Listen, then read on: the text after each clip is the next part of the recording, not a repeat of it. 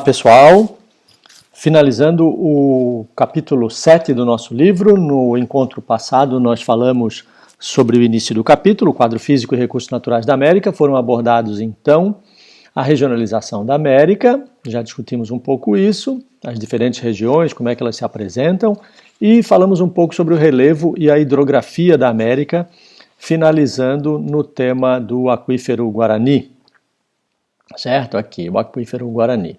Na aula de hoje, então, seguindo o conteúdo do nosso livro didático, o tema são recursos minerais e energéticos, né? A parte 3 do capítulo 7.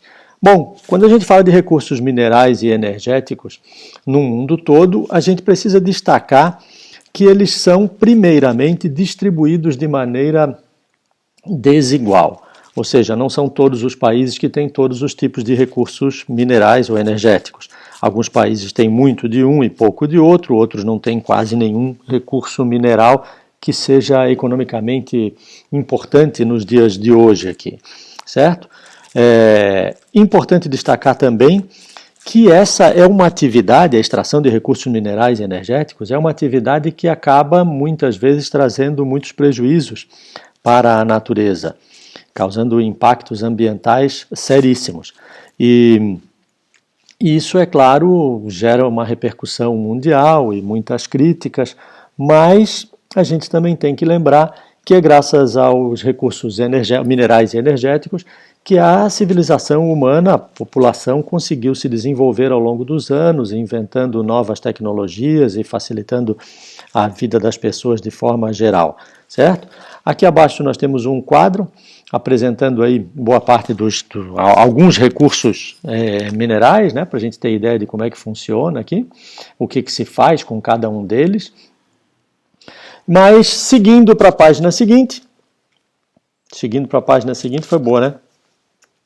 Vamos lá, vamos falar um pouquinho dos recursos energéticos e minerais na América Anglo-Saxônica. Lembrando, a América Anglo-Saxônica é aquela que hoje é ocupada pelo Canadá e os Estados Unidos, então aquela parte da América do Norte ocupada pelo Canadá e os Estados Unidos. A gente tem aqui um mapinha que apresenta a distribuição desses recursos minerais e energéticos pela América do Norte. Nós podemos ver que mesmo na América do Norte eles são distribuídos de maneira desigual, né? Um recurso energético ele não existe só num lugar, ele acaba se distribuindo de maneira diferente aí ao longo do território, na América Anglo-Saxônica, me perdoem. Nesse mapinha a gente também pode observar que ele dá uma localização mundial, né? Falando um pouco de mapa, aqui no globo ele mostra onde é que está a América Anglo-Saxônica. Nesse mapa aqui também a gente tem a altitude, né?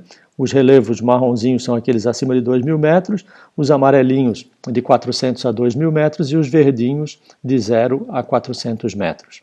Ok? Isso para a gente aproveitar e falar um pouquinho de mapas, certo?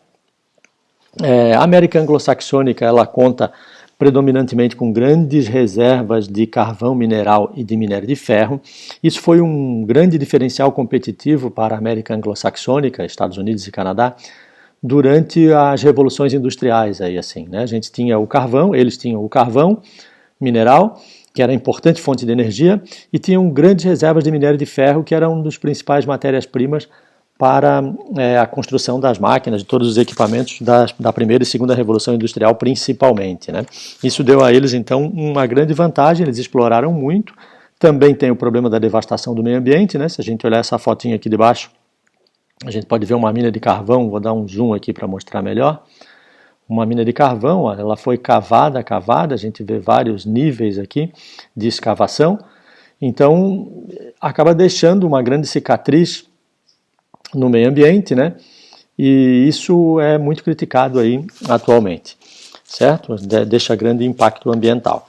Seguindo então, na América Latina, América Anglo-Saxônica então, predomínio ali para o carvão mineral e para o minério de ferro. Na América Latina nós temos uma grande variedade de minerais.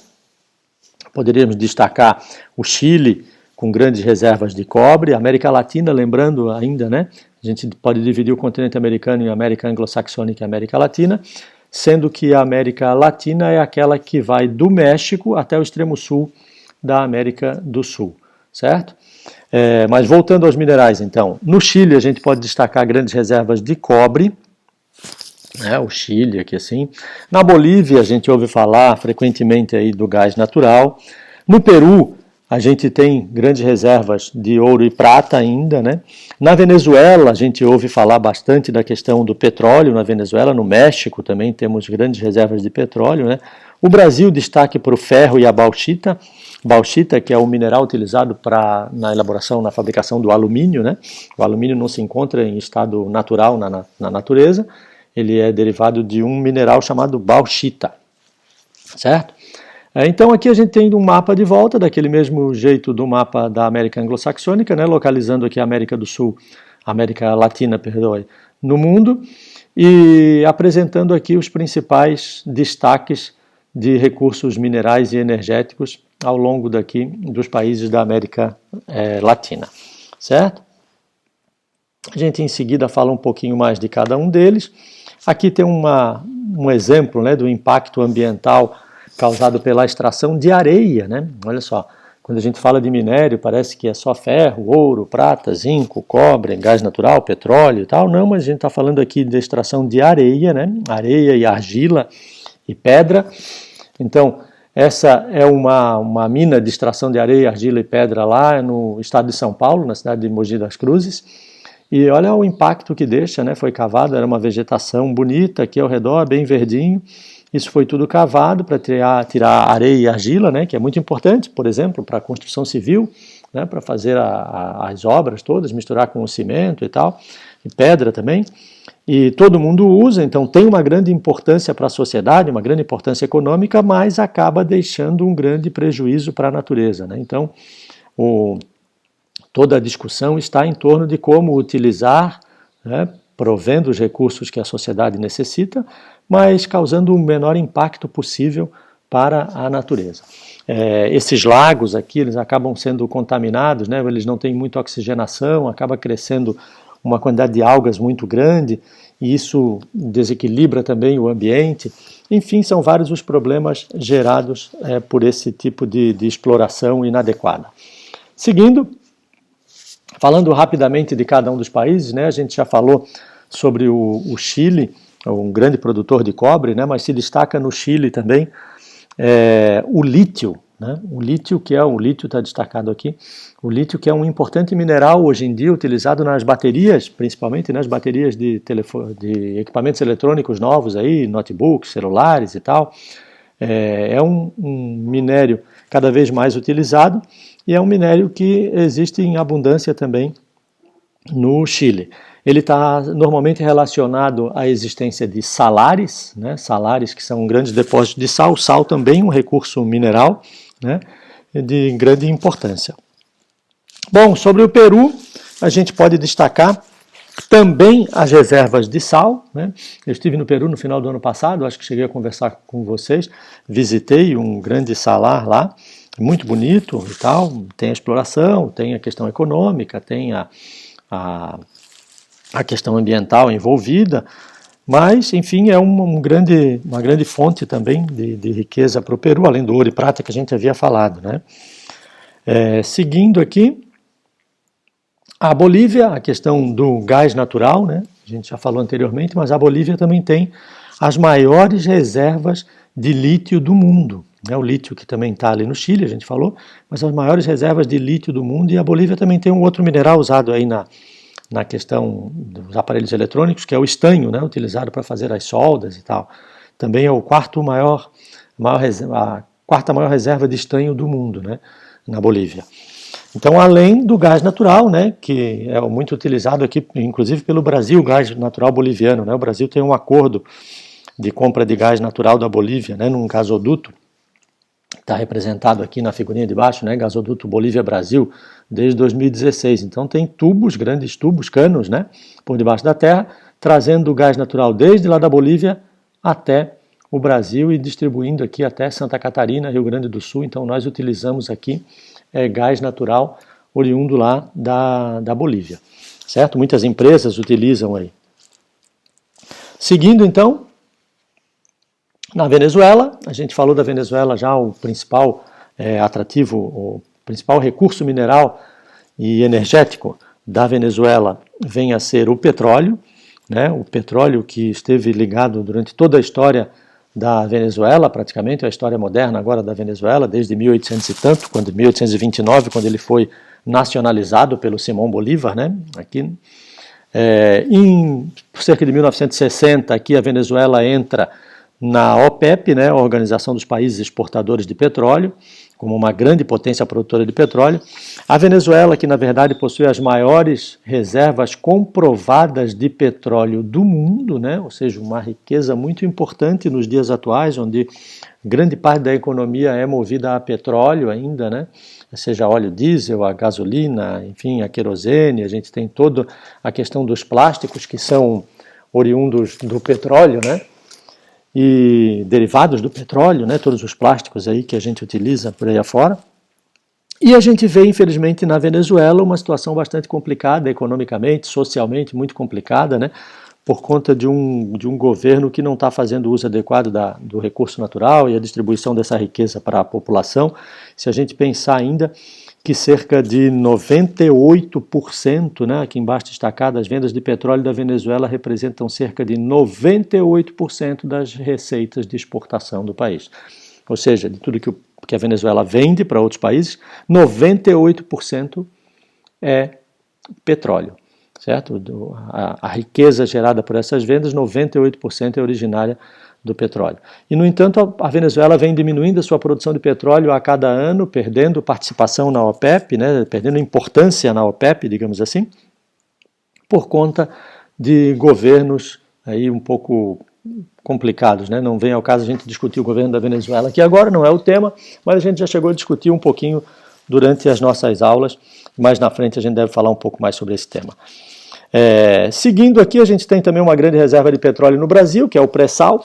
Falar brevemente do pré-sal, né? O pré-sal, que é uma reserva de petróleo um pouco diferente da Venezuela. A Venezuela é uma reserva mais de superfície. Nos Estados Unidos também tem bastante petróleo, um petróleo mais próximo da superfície.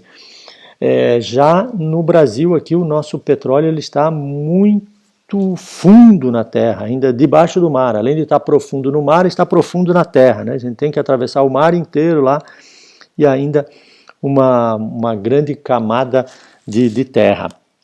Ele foi formado durante a separação do continente Gondwana, né? Separação essa que originou a África de um lado e o continente americano do outro lado. Durante essa separação, imaginem vocês que formou-se uma grande depressão entre a África e a América. Imaginem que antes eles estavam unidos, né? Quando separou ficou um buraco, então uma depressão. Nessa grande depressão começa a se depositar água, né? Durante as chuvas, fazendo pequenos lagos. Todos os rios começavam a escoar para lá e esse escoamento de água para lá levava também muita matéria orgânica, né? Isso foi se depositando durante milhões e milhões de anos, né? A gente está falando aí de 100 a 150 milhões de anos que aconteceu essa separação dos continentes, né? Do América e África. Posteriormente, então, isso acaba sendo inundado pelo mar, né? Ou seja, isso que antes era um lago, esse buraco acaba virando um mar. Esse mar acaba depositando uma grande camada de sal em cima, por isso o nome é pré-sal, está abaixo do sal.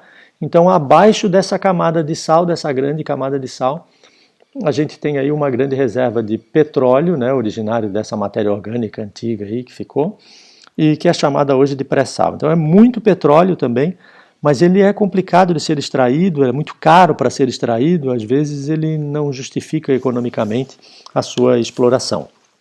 Certo? É também muito controverso aí a questão do pré-sal no universo do petróleo pelo mundo afora, mas o Brasil tem essa reserva aí, a questão de saber utilizar adequadamente, né? Isso aqui é uma atividade, a gente vai passar. Seguindo então agora a falar um pouquinho do clima. Já vai falar aqui, então, recursos energéticos e minerais, o clima e um pouco da vegetação. Falando agora do clima. Bom, o clima aqui na América, né, que é o nosso tema, a primeira coisa que precisamos destacar é uma grande variedade, né, os mais diversos tipos de clima. Como nós temos uma grande extensão norte e sul, né, uma grande extensão latitudinal, a gente pode chamar, uma grande extensão norte e sul, a gente acaba tendo uma grande variedade de clima, praticamente todos os tipos de clima do planeta aí podem ser encontrados aqui na América do Sul, na América, aliás, né? E a gente pode destacar, então, O clima aqui a gente tem um mapinha que está falando, vou aumentar um pouquinho ele aqui para vocês visualizarem com mais facilidade aqui. Então, a gente tem o clima equatorial, claro, na região equatorial, aqui com predomínio na região equatorial, um pouco aqui na região das Antilhas, né, essas ilhas do Oceano Atlântico aqui, também chamadas de Ilhas do Caribe, às vezes, assim, né, mas são as Antilhas. O clima tropical, que ocupa uma grande extensão, vejam esse meio salmão aqui, né, uma grande extensão territorial, o clima tropical. O clima subtropical, que é esse que nós vivemos aqui, né? Clima temperado, lá na região da América Anglo-Saxônica, é um pouco parecido com o clima subtropical também, certo? O clima mediterrâneo, embora a gente não tenha o mar Mediterrâneo aqui, alguns autores chamam de clima mediterrâneo, porque se assemelha ao clima existente na Europa, nos países que estão às margens do mar Mediterrâneo, certo? O clima semiárido, como o próprio nome diz, é árido, mas nem tanto, né? Semiárido é aquilo que a gente encontra aqui no Nordeste brasileiro, por exemplo, na região da Caatinga, uma parte do Nordeste brasileiro, né? Não todo o Nordeste, a região da Caatinga, e também uma parte do território dos Estados Unidos. O clima desértico, então, desértico quente, chamado, que nesse mapa aqui acaba não estando também muito clara as cores, né? Mas o desértico quente não é essa região aqui, né? Essa região aqui é de clima tropical. Desértico quente, ele está se referindo a essa região aqui dos Estados Unidos, né? Que é a região que é ocupada aí pelos estados da Califórnia, de Utah, do Colorado, do Novo México, de Nevada, toda essa região central aqui, certo? Tem uma parte que é semiárida e outra parte que é desértica, ou seja, uma parte que é bem mais seca, outra parte que não é tão seca, certo? Nós temos os desertos frios, né? Clima desértico frio, que é essa região aqui da Patagônia, por exemplo, né? Chamado de desértico frio. O clima frio, né? Destaque para algumas montanhas aqui nos Estados Unidos também, algum trecho de Estados Unidos e Canadá, né? O clima frio de altitude, que como o nome diz, frio de altitude, está no alto das montanhas aqui, então as montanhas dos Estados Unidos e as montanhas da América do Sul, né? Destaque para as montanhas rochosas nos Estados Unidos e para a Cordilheira dos Andes aqui na América do Sul. Então, no alto das montanhas a gente tem o que chama de clima frio de altitude e o clima polar, né? Como o próprio nome diz, está muito próximo aos polos. Então, a gente tem um pouco do clima polar lá na América do Norte. Aqui na América do Sul a gente teria uma parcela muito pequenininha lá no extremo sul da América do Sul, certo? Então, uma grande diversidade de climas, né? Vamos botar aqui no tamanho normal, para a gente ver a tela toda. Opa! Aí, tá bom assim.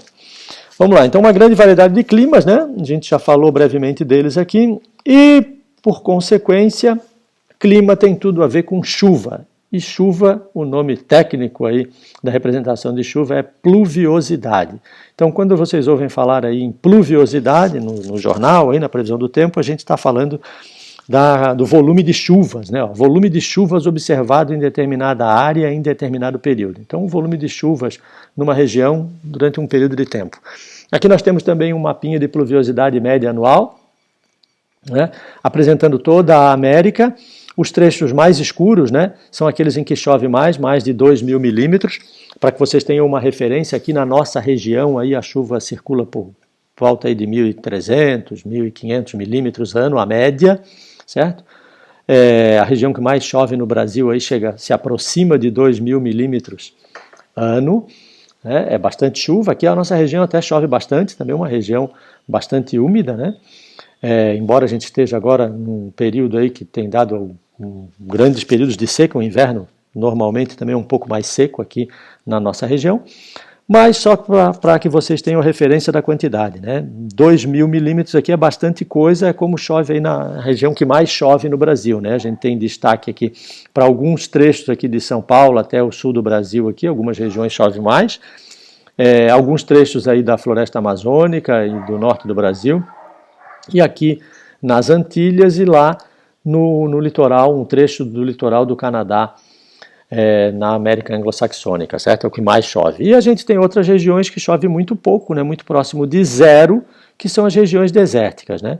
destaque aqui para o deserto do Atacama, na América do Sul, e destaque também para o deserto de Mojave, né? E um trecho aqui do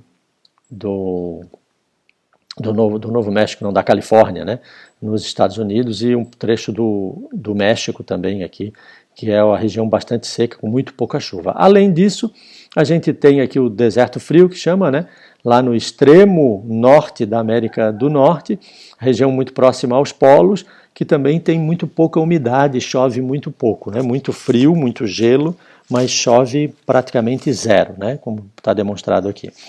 Então, pluviosidade muito importante. Se a gente virar a página aqui, na próxima a gente tem o chamado climograma, né? Então, o climograma é uma maneira de falar da pluviosidade, da chuva e da temperatura, né? Um climograma é um gráfico que representa o volume de chuvas e as temperaturas registradas ao longo de um ano. Então, a gente tem aqui duas comparações.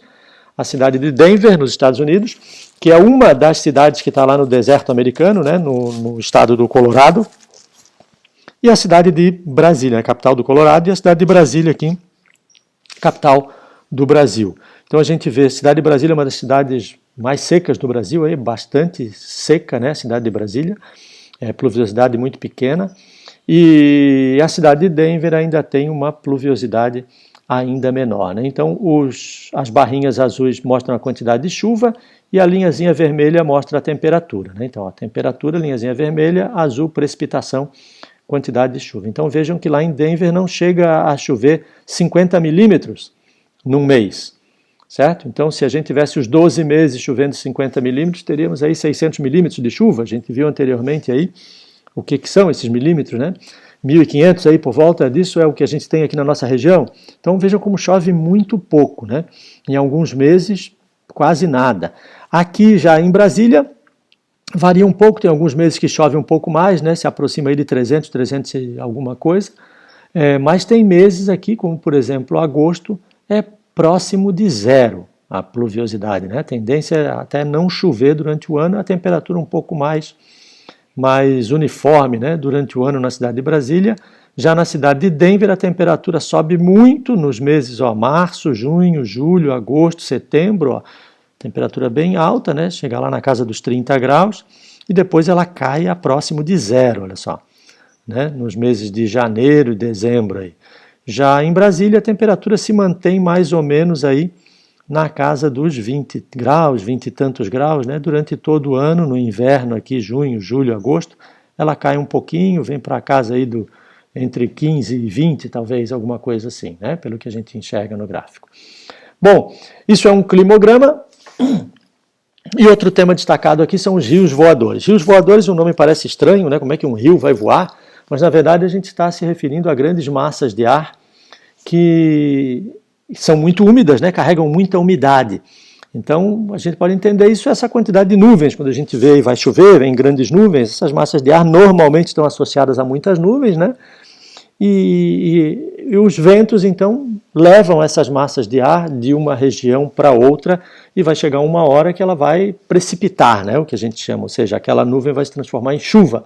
E aquela água toda que estava lá no céu, né, nessa massa de ar, ela vai descer para a terra. Bom, a gente tem um importante rio voador, digamos assim, né, aqui no Brasil, que está aí, se forma aí na região do norte do Brasil, na região amazônica, originado pela grande evaporação do oceano, lá naquela região, né? Então o sol aquece o mar, muita água evapora, a gente às vezes até consegue enxergar isso no verão, né? Ao longo do horizonte, assim a gente consegue ver aquilo próximo do mar um pouco embaçado, aquilo é evaporação, é água evaporando.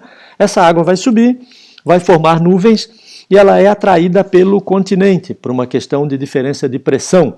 Então, essa massa de ar vai para o continente, impulsionada pelos chamados ventos alísios, né, que é uma corrente de vento constante que existe na região norte do Brasil, próximo da região equatorial. Aí. Então, essa umidade sai do mar e vem para a terra aí pela região amazônica. Seguindo o seu caminho, chega uma hora que ela esbarra na Cordilheira dos Andes, né? Lembrem-se vocês, vou voltar um mapinha aqui atrás, onde tinha a Cordilheira dos Andes, aqui, né? região amazônica, toda essa região aqui que está em vermelho aqui, né? E aqui a Cordilheira dos Andes em marronzinho, né? Olha só que essa massa de ar se cria aqui pela evaporação, os ventos alísios levam ela pelo continente adentro, pela floresta amazônica, e chegando aqui tem uma grande barreira de montanhas, essa linha marrom aqui, né? Que é a Cordilheira dos Andes, tem montanhas aí de quase 7.000 metros. Quando ela encontra essa grande barreira de montanhas, então ela precipita, né? Ela chove, é o que a gente fala, né? Aquela nuvem se transforma em água, e precipita. E caindo então nessa região que dá origem às nascentes, digamos assim, né? Do rio Amazonas. Então, está aí explicado aí de onde é que vem o rio Amazonas, né? E a influência desses rios voadores na formação do rio Amazonas. Voltando lá nos rios voadores, aqui, então essa é a ideia, né? Aqui a gente tem uma foto aí apresentando, né, as nuvens e um pouco de chuva caindo aqui, certo? A ideia dos rios voadores, então, é isso, não é que tem um rio lá em cima passando pela cabeça da gente, certo? São essas massas de ar muito úmidas. Bom, finalizando então o nosso capítulo 7, falando um pouquinho da vegetação, como a gente falou, uma grande extensão norte-sul, né, uma grande extensão latitudinal, isso implica em uma grande variedade de climas e, por consequência, também uma grande variedade de vegetação, né? Aliado a isso, nós ainda temos aqui na América uma grande variedade de relevos. Então, relevos mais baixos, mais planos, relevos mais altos, com mais montanhas. Então, isso, uma grande extensão norte e sul, extensão latitudinal, uma grande variedade de relevo. Isso, naturalmente, acaba gerando uma grande variedade de climas, né? Isso acaba gerando, por consequência, uma grande variedade de vegetação e de biodiversidade, ou seja, uma variedade de espécies muito grande, tanto espécies vegetais quanto espécies animais, né? Vários tipos de plantas e vários tipos de animais. Então, aqui também a gente pode encontrar, praticamente todos os tipos de vegetação do mundo afora, aqui na América, por conta dessa questão, né, da grande extensão de latitude, que gera vários tipos de clima, associado aí a uma grande variedade de relevo, isso vai gerar muitos tipos de vegetação. Aqui a gente tem um mapinha demonstrando aí as principais, as mais encontradas, né, desde a floresta tropical, essa parte verde, um pouco aqui no litoral do Brasil e aqui na região das Antilhas, né, da América Central. A floresta temperada, a gente tem um pouquinho aqui próximo da região sul do Brasil e adentra aí pelo território da Argentina, né, e também nos Estados Unidos. A floresta boreal, né, que é uma floresta lá do norte da América do Norte, né, da região aí, um pedacinho dos Estados Unidos e a região do Canadá, uma floresta fria, então também chamada de taiga. A tal da vegetação mediterrânea, como a gente falou anteriormente ali, né, embora nós não tenhamos o mar Mediterrâneo aqui, alguns autores chamam esse tipo de clima e esse tipo de vegetação mediterrânea, porque se assemelha muito àquela que tem lá no entorno do mar Mediterrâneo. A vegetação de savana, né, savana aqui, que é essa região que inclui aí a caatinga brasileira e o cerrado brasileiro, então uma vegetação um pouco variada, alguns momentos um pouco mais seca, né, como a caatinga, outros menos seca, mais úmida, aí, como é o caso do cerrado brasileiro, certo?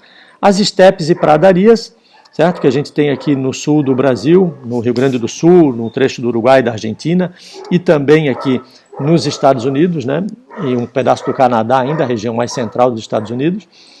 As vegetações de altitude, né, claro, relacionadas a grandes altitudes, né, onde tem aqui cadeia de montanha, né, montanhas rochosas, na América do Sul aqui, relacionada diretamente à Cordilheira dos Andes, certo?